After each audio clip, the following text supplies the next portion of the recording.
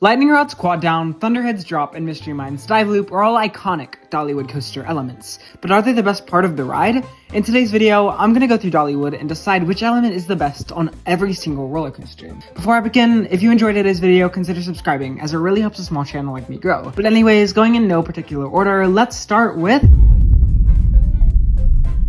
So this looper has a bunch of great elements, but for me, the best has to be that vertical loop after the drop. You get some funky aero profiling, making for some crazy forces in the valley, all the way up to the peak. I also love the sense of speed you get because you never slow down the whole inversion. Okay, on to the next ride. So straight up, I'm just gonna say that my favorite element on Lightning Rod was the launch, but guess we're not doing that anymore. So a close second would have to be the Quad Down. It's considered one of the best airtime moments out there, as you just get thrown out of your seat over and over and over and over and over and over. Yeah, the Quad Down is great, but it still does not beat the launch.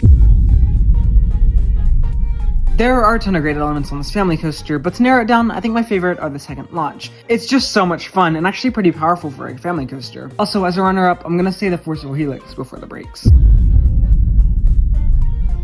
I'd say the best element on Mystery Mine is for sure that drop after the second chain lift. You have some really good theming in the indoor section, and then you plummet down beyond vertical while twisting, which is a crazy experience. The rest of the ride, it's kind of mid, not gonna lie, but this element is fantastic, not to mention you do it in complete darkness.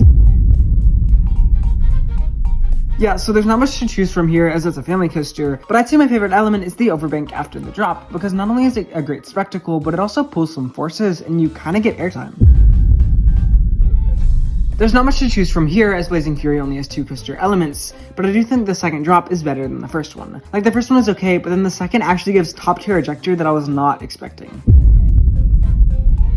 This GCI Woody has a ton of crazy elements, all that are very fast-paced and intense, but I'd say my favorite is probably the dip after the station flyby. It's so short you don't see it coming, but with the speed you take it at, it just ejects you all the way out of your seat and into your lap bar. It's probably actually my personal favorite moment of airtime in the park. Sorry, Lightning Rod.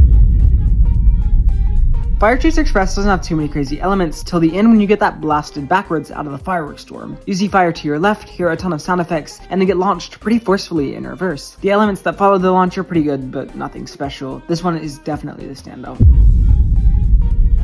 Last but not least is Wild Eagle, which is kinda tough. All the elements are great, but they flow as one, so there's not really any standout moments. I'd say the inversions are the best part of the ride, and of those, I think the Zero G roll is the best, so yeah, I guess we can say that's the best part of the ride. Anyways, that just about does it for today's short video. Thank you so much for watching. Like, subscribe, join the Discord, follow the Instagram, all of the socials. Keeping yourself, keeping amazing, and have a very great day.